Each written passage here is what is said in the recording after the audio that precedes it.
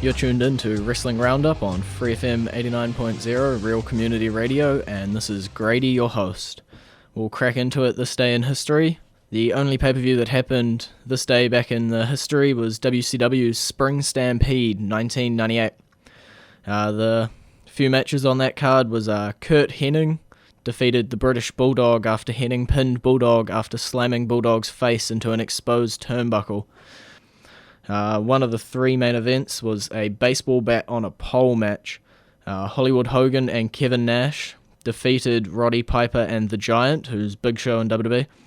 Hogan pinned Piper after hitting him with the bat, and after the match Hogan attacked Nash with the bat, his tag team partner. This is reinforcing the breakup of the NWO back in this time, to splitting them into red and black. The second main event was Raven's Rules match for the WCW US Heavyweight Championship. Raven took the title off Diamond Dallas Page after an even flow DDT into a sink. The main event of this pay-per-view was a no DQ match for the WCW World Heavyweight Championship. The late great Randy Savage defeated Sting after Savage pinned Sting with Kevin Nash interfered and delivered a jackknife powerbomb to Sting. There was a lot of chaos going around in WCW at this point. So I'll play you our classic entrance theme of the week. We got the Road Warriors, What a Rush. That was What a Rush. I'm in studio with Phid again. Hey, thanks for having me back. It's alright, man. Yeah, we'll go straight on to Raw here. Yes, the biggest Raw of all time, I think. Yeah, it was a great crowd. That crowd, I mean, Josh alluded to it last week. Yeah. Because of course he watched it before us. Yeah. But as he said it, and he put it perfectly, the biggest star of this week's Raw was the crowd. Yeah. That amazing crowd. The commentators were just they were an extra level because the crowd was that extra they lost level. It. I think the commentary team, they actually lost it. They forgot that there was matches going on. They were too busy commentating on the crowd. And then as soon as they focused, that's when the crowd started on them. Michael Cole was pretty ecstatic that he got chanted for. Oh, yeah. It's like the one and only time he will get chanted for. I don't know. Unless we go back. You wait until that guy gets to close to his Hall of Fame ceremony. Yeah, fair enough. They'll face turn that guy big hut. Okay, well, the opening match was Daniel Bryan taking on Big E Langston in Big E Langston's single debut. What do you think is Big E as a singles wrestler? Like I said last week, he's an amazing wrestler, that guy. And this was just a really good way of him showing the WWE Universe how powerful he is. Yeah. I can't wait for him to bring in the 5 count into Raw. Yeah, I'm not sure if they can do that with too many big guys, because if Big E 5 counts someone like Daniel Bryan, that points out that Daniel Bryan's either really weak. Yeah. So in NXT it was alright. Yep. Because it's just like, it doesn't matter if you sort of 5 count these guys. Yeah. Just in case anyone isn't aware, like not everybody watches NXT, what Big E Langston does in NXT is instead of a 3 count to win, he does a 5 count. And he tells the ref, you must count me to 5, not to 3. And then repeats it about 3 times. Sometimes, yeah. Okay, well, another great match that was on the card is The Miz defending his newly gained Intercontinental Championship against Wade Barrett. Yeah. That's quite common for these lower titles. If you want to, I don't want to lessen the title, but I mean, we talked about it last week. They treat these things like lower titles, and it's not uncommon to have these titles defended within 24 hours or within a week. Yep. And yeah, this one was just a fail for him, wasn't it? Yeah. It was a good match. Yeah. It was a good match, but yeah, the 24-hour champion, The Miz. I didn't see their pre-show fight, so I don't know if this one was better or... I watched it after Mania. Yeah. I missed it at Mania, but it wasn't a bad fight. It was quick. It was a pre-show match. Pre-show matches are generally only about 5 to 10 minutes. Yeah. And very similar to how long this match was. Just a completely different outcome. Okay.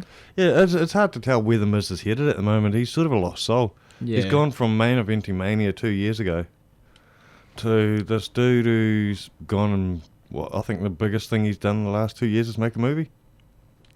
He tried to get him going with the Ric Flair thing. Yeah, I'm amazed that they paired Flair with him, or that him and Flair are working together, or that he's handed the torch to Miz. They're trying to get Miz to be everybody should love him. Yeah. And the easy way to do that is to pair him with somebody everybody already loves. Him being a good guy has sort of worked a lot better than I anticipated it to work. Yeah. But I don't think pairing him with Flair is going to help push him over as a Okay, guy. well, Fair the enough. next part was Sheamus and Orton both want a shot at Big Show. Yeah. Is it Orton? That's my problem. Orton. I don't like Orton. I think he's overrated. He's very much like Cena. Like, everyone accuses Cena of only having 5 moves. Yeah. I think the same of Orton. Fair enough. Doesn't have a great moveset. Doesn't have any charisma. So that's where I'll just tell my mum to tune off at this part so Yeah. she doesn't hear all the Orton bashing. Yeah, Orton has 0 charisma. You listen to the guy on the mic, and I think the most interesting thing he says is, "Hi, I'm Randy Orton." Yeah. You know? In the ring, okay, he's a bit of an animal. Yep. But not super talented. And I haven't been enjoying any of these matches. Okay. And these 3 going at it. Yeah. Mm. Okay, well, we'll move on to Jack Swagger taking on Alberto. Pretty sure we just saw this at WrestleMania, but... Yeah, like I said, I've been loving this storyline, the Swagger thing. Yep. I love Swagger as a bad guy. He was, as the world champ, was the most forgettable champion of all time. Fair enough. But as a bad guy, he's making massive ground for himself. And to be honest, if you've read the dirt sheets and know the background of what happened prior to Mania, I was sort of amazed to see him on Raw the next day. I was expecting them to sort of push Fade him off. away, and we wouldn't see him for a few months, to be honest. Yeah. But yeah, no, it was a good match, hard fought Yes. match, which of course led into some I think greatness. this match was kind of overshadowed, especially by the crowd, with what happened next. Oh, with what happened next, it was amazing. I mean, it was about the last match, wasn't it, where the crowd had just started hyping up? Pretty much. I think it was during the Orton match. The Orton match, they were getting kind of bored and chanting whatever they wanted, like Yeah. candy floss and Yeah. That was when we want pretzels. Yeah, thank you, Big Show. Yep. Yeah. Actually, to be honest, I agreed with the crowd at that point. Yep. Thank you, Big Show. Yes, thank you for finishing this match. Fast forward button. Yep. But anyway, back to that match. Yep. The cash-in. Long awaited. Long awaited. I think WWE did a great job of waiting to pull the trigger on this one. Yeah, I liked the fact it wasn't just he comes in 3 seconds, he wins. It was a good match. Yeah, as good as it could be with Del Rio. I sort had a of debate busted. last night with someone about this match, and I said I think it was quite possibly one of the best cash-ins. Yeah. Unless you can remember one that was better. To my memory, that was probably one of the greatest cash-ins. It was a good, solid match, and there was a moment there that I honestly thought Ziggler wasn't going to win that. Yeah. I honestly thought, well, this is going to be the Yeah. second time from the same pay-per-view Yep, that's what I was thinking. that someone isn't going to win the Money in the Bank. Fair enough. But no, he got it. Yep. And And now it he's was great. showing it off. Oh, as he does. Yep. Okay, well, The Undertaker makes a rare appearance that's not WrestleMania, comes out. Yeah, nice to see him turn up after Mania. Yeah. Normally he just disappears into the background for a while. Yeah, and you don't see him for 10 months. Yep. But the Shield look like they've got a bone to pick with him. Oh, the Shield have a bone to pick with everybody. I love the Shield. Yeah. Yeah, the Hounds of Justice. These guys believe in the Shield. They're awesome. I think it was great seeing Kane come out with Team Hell No and standing next to his brother. Yeah. I am hoping, I've got my fingers crossed, that this is going to lead into something more with Taker. Yeah. It'd be nice to see Taker hang around for a bit longer this year. Yeah, well, if we jump just over to SmackDown, the same thing happened, but with Team Hell No coming to the rescue of Triple H. Yeah. So they've got two different ways. Are we in the future going to see a feud between... Because we haven't really seen a solid feud for Shield, have we? Ryback has been their one. It wasn't solid. No, they went with Ryback and they just sort of faded into Orton and Sheamus, and then faded into some more guys. I mean, it's worked for them just being dominant and just attacking. Yeah, they've established themselves as don't mess with us. But now they've got to step it up, and they've got to start fighting more matches. Yeah. Yeah. Let's see how talented these guys are. I mean, I know how talented these guys are. Yeah. I know you do as well. Yeah. But, you know, there's people at home that don't follow every single show that WWE produce, or don't go and watch the independent videos. Yeah. You know, so these guys at home need to see these guys really fighting some good solid matches. I think even if they're going to do what they're doing, it would be nice to maybe eject the rest of the Shield from the match and see maybe a one-on-one with a couple of these guys taking on, like, if they're going to go against Team Hell No and stuff, put, like, Daniel Bryan up against Seth Rollins. One-on-one. Everybody would be amazed. That would be an awesome match too. I mean, Daniel Bryan, he can make anyone look great. Yeah. And to have a guy that doesn't need to be made look great, you know, that'd be an amazing match. But much like Punk versus Daniel Bryan, those matches were awesome. I saw too many of them for a while, but they were always great matches. Okay, well, we got a slightly random six-man tag match with the guys who sort of missed out on WrestleMania. Yeah, the Mania match that never happened. Oh, no, the R-Truth, Zack Ryder, Santino taking on 3MB. Sorry. Yeah. It was just 6 talents that missed out on WrestleMania. It was kind of like the Job Squad. Yeah. Zack Ryder wearing his slightly ironic WrestleMania 29 gear. Yeah. Not being at WrestleMania, but that was just to say, hey, look, these guys are still here. Yeah. They might not have been on WrestleMania, but they're here. Yeah. Just some guys. That's all.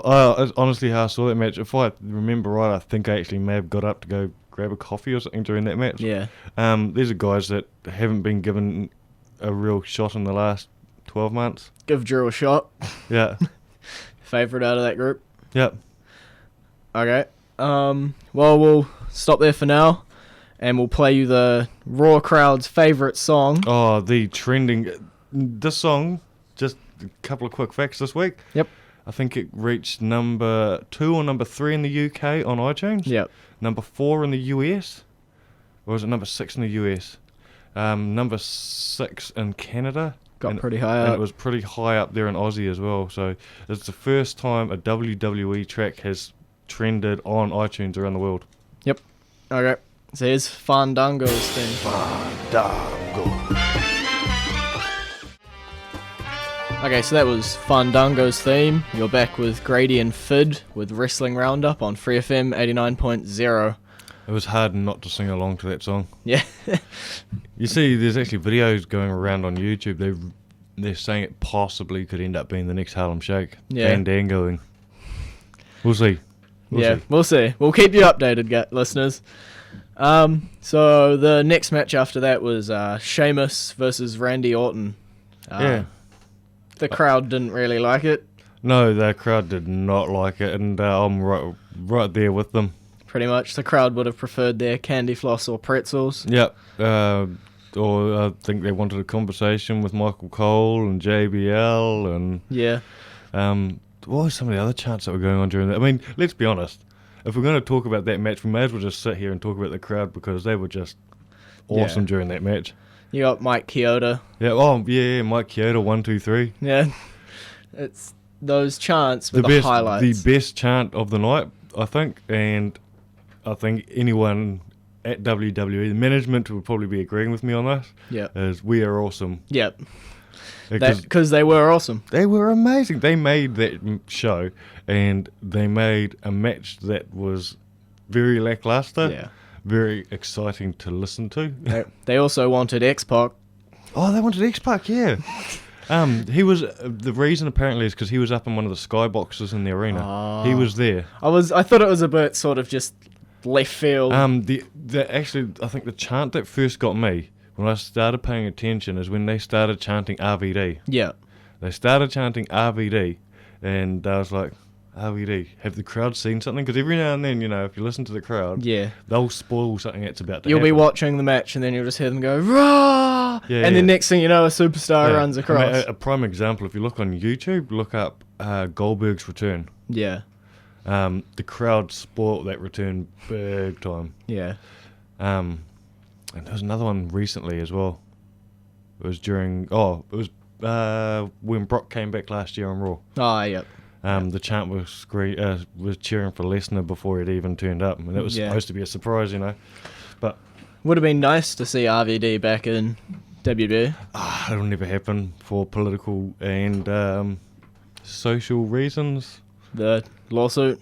We could go into it, but fair enough. Yeah, the guy's got extracurricular activities that is frowned upon in the PG era of WWE. There you go. There's my safe answer. Sounds good. I think the crowd was like the winner in that match. The crowd was the winner in that match, and I think I talked about it earlier and I stuffed up where Big Show came out. Yep. Yeah. Thank you, Big Show. Yep. And then was it Now Get Orton? Yep. Yeah. They wanted Big Show to come out and ruin that match. They knew it was going to happen. They just... Yeah, and they were just waiting for it to happen, and it happened, and they were happy. Hopefully they get their ice cream man. Oh, I tell you what, and what was cool is that match just kicked it off for the rest of the show. Yeah. I mean, that crowd did not calm down. No. They hyped up at the midway through this match, and they just kept going. Yep. Hopefully someone did give them all candy floss for their nice crowd. I mean, it is the first time I've really seen the WWE acknowledge a crowd long term. Yep. Like on their website and everything, they pushed this crowd more than any of the stars. Yeah. And they deserved it, that crowd. Another thing the crowd did well was the next match with Fandango. Oh, yeah, and this is where the whole thing started. Yeah. I think the thing that really got Ryback going with the crowd was everybody joining him in with the Feed Me More. Yeah. And I think this is just going to be that extra icing on the cake that Fandango needs to get up there and perform. Yeah. He, though, I mean, we've seen it before with superstars that the crowd have got behind, sort of. Yeah. And the superstar lets himself down. Yeah. See, hopefully this Fandango can do Daniel Bryan and make it something massive out of it. I mean, it was only a year ago that I think the Yes chants kicked off big time, the Raw after WrestleMania. Yep. And at that stage, Daniel Bryan, I think, was very much mid-card. Yeah. Probably wouldn't have got any big push, wouldn't have got any good opportunities. Yeah. But the crowd getting behind him pushed him to where he is now. Fair enough. I think at the end of this, at the end of Fandango's reign, are we going to remember Fandango, or are we going to remember the crowd singing his song? That's up to Fandango. It is. It's going to be completely up to him whether he makes us remember. And like I said last week, stupid gimmick. This dancing thing, I think it's stupid. I'm sorry, Josh. I know you love his gimmick, but I think it's going to take something new for him to really make it big. Okay. He's going to have his 316 moment. Yeah. We sort of ignored Kofi in this match, but he didn't get to do much before Jericho came out and continued his and Fandango's fight. Poor Kofi. Yeah. Except he got his match on SmackDown, picked up the win over Antonio. Yeah, and be interesting to see where that match heads.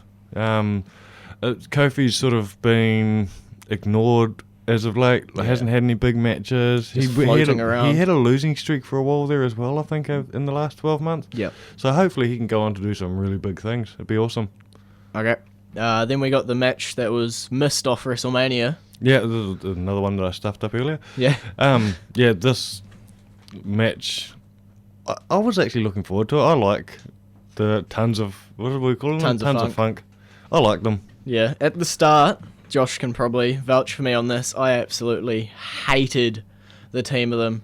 I thought this was going to be the next sort of Jesse and Festus type thing with Tensai, but I think once Tensai embraced The dancing, Yeah. I've liked them more. I like the fact he can't dance. He's goofy as hell. No, he just keeps digging. Yeah, I like it.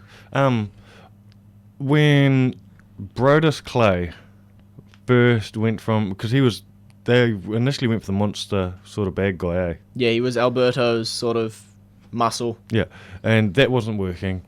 And when they initially put the dancing thing on him, I was like, man, this is a waste on him. Yeah. Funny, it must be just the dancing I don't like, because I mean, I'm exactly the same with Fandango, but in 6 months' time I might be, the guy's awesome. Yeah. But, and Tensai was probably, at one stage WWE were acknowledging the failure of Tensai since his return, if you will. Yeah. They were acknowledging it in his bio. Yeah. On the website. So, I like Clay now. Tensai, I didn't think was going to go anywhere. I thought he was going to be on the future endeavoured list within 12 months. Fair enough. But it's working. Yep. Working big time. And I think the star of that match, from what I saw, I don't know if it was that match or just recently in general, was Naomi. Oh, she has really proven herself, eh? Yeah. She's, like, when I'm looking at it, you got the Bella twins, her and Cameron. Yeah. She shines out of the four of them. Yeah. The Bella twins, sure, they've done it before. They're there, they're good. The Bella twins have never been amazing wrestlers. They're good wrestlers. Yeah. They've never been amazing.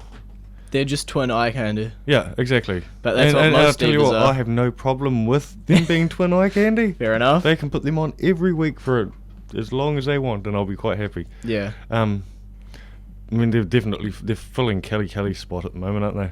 Yeah. But yeah, the Funkadactyls are. I think Naomi may actually have a title run within the next 12 months. There you go. Yep. I'm gonna put that out there. I put it out there a while ago that AJ would be having one, but she seems to not split from Ziggler yet. It'll happen. Eventually. Get that girl back in the ring, man. Yeah. I think she's actually amazing.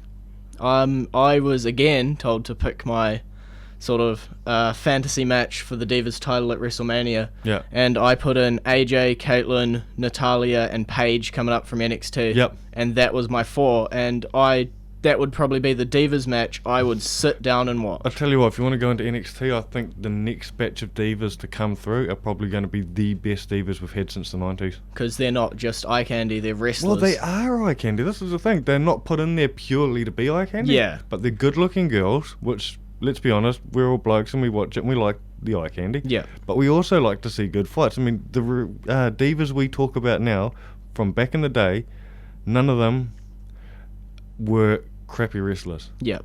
I mean, Trish Stratus, Hall of Famer, Yep. not because she was gorgeous. Fair enough. She's Hall of Famer now because she was amazingly athletic. Okay. Well, we'll move on to the main event of Raw. Mark Henry versus John Cena. What a stupid matchup. No idea why it was happening. Henry all of a sudden decides he deserves a shot. He beat Ryback. Yeah, he beat Ryback. Who cares? He doesn't get a shot, though. He had to beat Cena to get the shot. Yeah. So at least Booker did something right for once. Yeah. It just seemed to come out of nowhere, this match. Yeah. I had a feeling that this was just, let's fill the last few minutes of the show. Yep. I had no idea why they put this match together at first. Yeah. At first. But Sexual Chocolate was completely drowned out. Yeah. By Ryback coming in at the end of it. Oh yeah, definitely. This was something that's been rumoured for a while, isn't it? Yeah. For quite a while. Ever since Elimination Chamber, I think, was the main sort of point. They said he's getting angrier. Yeah. But that loss to Henry, the way he lost, I think, tipped him over that edge. Yeah, I think so. To just say, screw this. I'm out of here. Yeah, I've had enough. So, yeah, he just crushed Cena, didn't he? Yeah. I think he'll be a good bad guy. We'll see. Okay. Although the only problem I do have with him becoming a bad guy, how many good guys have we got at the moment? Not many. Yeah, we seem to have a roster full of bad apples. Yeah. And not many there. And I'm normally pro bad guy. Yeah. I love the bad guys. But I'd like to see some more good guys on there. Fair enough. Great good guys, not mediocre. Not mediocre good guys. Yep. Okay, well, it's great having you, Phid. Yeah, thanks for having me on. Okay, and hope to see you back maybe in a couple of weeks. Yeah, we'll see what's happening. Okay, well now I'll shoot on into the birthdays for this week. We got Lita, she turns 38. Paul London, who teamed with Brian Kendrick in the WWE, turns 33. Vicky Guerrero, who's the general manager of Raw, turns 45. George the Animal Steele turns 76. Rowdy Roddy Piper, who's in the WWE Hall of Fame, turns 59. And Maxine turns 27. You might not remember Maxine. She wrestled in NXT for a while. Okay, so IPW is a New Zealand wrestling group, and they're having their final show coming up on the 27th of April in the Linfield Rec Centre in Auckland. It's called IPW A Decade of Impact. It's their 10th anniversary show. It's also going to be your last chance to see the IPW stars in action. So far set, we got the IPW New Zealand heavyweight champ Kingy defending his title against Travis Banks and Liam Fury. We've also got the IPW women's champ Evie, who's currently over in the United States wrestling for Shimmer and Shine. She's defending her title against the newcomer Olivia Shaw. And just announced we've got Dave O'Connor taking on his former teammate Dal Knox. And for the first time ever, the commissioner Dion McCracken will be stepping into the ring to help out Dal Knox to make it a handicap match. So hopefully you guys can make it down and support IPW and give them a great send-off. So that's Grady. We've had Phid on, but this is Wrestling Roundup on FreeFM 89.0, Real Community Radio, and I'll see you next week. Flick on over to our Facebook page, facebook.com/Wrestling Roundup Radio. Give it a like and vote on the poll to see what the prize should be for a 50 likes competition. Cheers.